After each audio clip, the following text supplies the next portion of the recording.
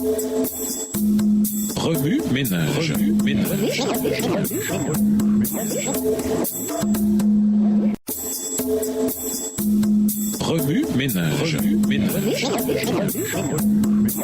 Bienvenue dans votre émission. Remue ménage. Nous voilà à la leçon de mercredi. Invité. Comment changer réellement? Dans le passage principal de cette semaine, Jésus a donné à ses disciples une image claire de sa relation avec eux. Notez bien la formulation. Le dernier verset ne dit pas « Celui qui demeure en moi et moi en lui peut porter beaucoup de fruits » ou « peut maintenant choisir de porter beaucoup de fruits » ou « pourrait porter beaucoup de fruits ». Il dit simplement que cette personne porte beaucoup de fruits, c'est-à-dire que c'est une expression naturelle, un résultat naturel du fait de demeurer en Christ et du fait qu'il demeure en nous. Le fait de demeurer en Christ en croyant qu'il est ce qu'il dit être conduit à se comporter d'une certaine manière. C'est contraire au légalisme, c'est vivre une vie de croyance. Parfois, l'idée de dépendre du Christ n'entraîne pas une bonne réaction. Pour le cœur humain, c'est une réaction naturelle, bien que pécheresse, de se mettre en valeur par ses propres forces, d'obtenir le crédit de toutes ses bonnes actions et expressions d'amour. Ce désir peut être exacerbé par la constatation que les personnes qui ne connaissent même pas Dieu réussissent, ce que confirme Psaume 73. La réponse à ces deux hésitations est la même, la réalité. En réalité, personne ne peut changer par ses propres forces. Croire le contraire est aussi ridicule que de se croire capable d'enlever les taches d'un léopard ou de changer radicalement la couleur de la peau d'un individu. Jérémie 13, verset 23. En réalité, aucun individu ne peut s'attribuer le crédit des choses gentilles, bonnes ou désintéressées qu'il fait. Elles ne sont que la preuve que Dieu agit en lui et à travers lui. Éphésiens 2, verset 10, Philippiens 1, verset 6, Philippiens 2, verset 13. S'il le fait, il s'attribue donc le mérite de quelque chose qui ne relève vraiment pas de sa capacité. La façon de changer véritablement d'une manière durable et centrée sur le Christ, c'est d'accepter la réalité. Accepter la réalité que tous les êtres humains n'ont pas la puissance en eux-mêmes et par eux-mêmes de changer. Jérémie 13, verset 23. Accepter la réalité que Dieu fournit non seulement la capacité de changer, mais aussi le désir de changer. Philippiens 2, verset 13. Accepter la réalité que Dieu change les cœurs d'une façon impossible aux êtres humains et ce faisant qu'il amène les cœurs bien disposés à marcher dans les sentiers des bonnes œuvres, de la bonté et de l'amour. Ézéchiel 36 et versets 26 et 27. En vivant dans cette réalité, en dépendant pleinement du Christ, en le regardant et en lui faisant confiance, nous changeons. Comme le dit Paul succinctement, comme vous avez reçu le Seigneur Jésus-Christ, marchez en lui. Colossiens 2, le verset 6, dans la version Louis II.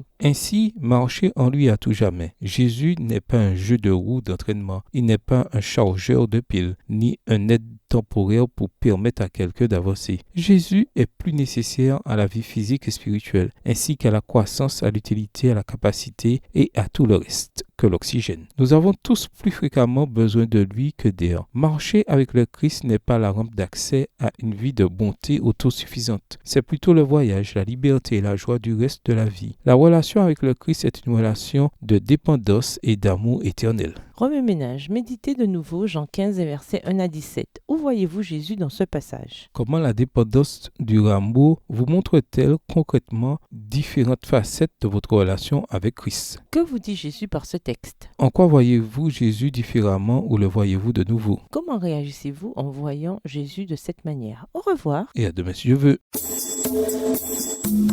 Remue ménage. Remue ménage.